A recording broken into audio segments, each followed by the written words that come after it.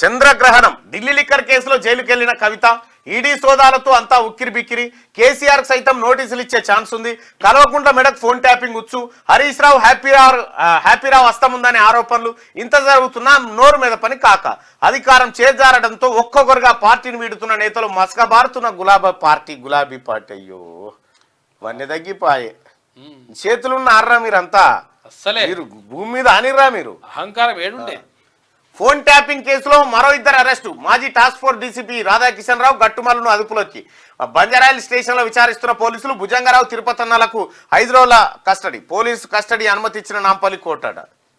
అయ్యో చంద్రగ్రహణం అంటే ఆకాశంలో ఉండే చంద్రుడు పట్టే గ్రహణం అనుకున్నారు. ఇది మన మాజీ ముఖ్యమంత్రి చంద్రాల సార్కు పట్టిన గ్రహణం. అధికారంలో ఉన్నప్పుడు చేసిన అక్రమాల పాపమే కావచ్చు చంద్రాల సార్ కుటుంబానికి ఇలా చుట్టుకుంది. ఈడీ సోదాలతో ఉక్కిరి బిక్కిరి అవుతుంది. ఢిల్లీ లిక్కర్ కేసులో అరెస్ట్ అయిన కేసీఆర్ కూతురు కవిత తిహార్ జైల్లో సేద తీరుతుంది. నేడో రేపు భర్త అనిల్ కూడా అక్కడికే వెళ్ళిపోతారు. చూడు ఈ 5 గిట్లలో అత్యంత డేంజర్ మనిషి ఎవరో చెప్పురి.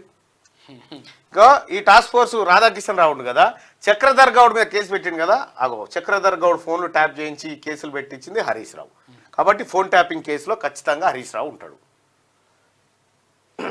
ఇప్పుడు ఏదో కరువు కేసీఆర్ లేకపోతే మొత్తం ఆగమాగం అయిపోయింది అని చెప్పి మీరు ఎన్ని నాటకాలు ఎన్ని కథలు ఆడినా ఎన్ని డ్రామాలు చేసినా మీరు పోక తప్పది మీరు దొరకక తప్పది. హరీష్ రావు గారు నువ్వేమనుకో నేనేదో ఇప్పుడు నేను పెట్టాలంటే పెడుతుంటే నీ భూ కబ్జా నీ కథ నా దగ్గర ఉంది అడిగితే పెడతా ఖచ్చితంగా పెట్టకుండా ఏముకోం. కానీ నువ్వు చేసిన అరాచకం హరీష్ రావు ఇంకెవడు చేయలే.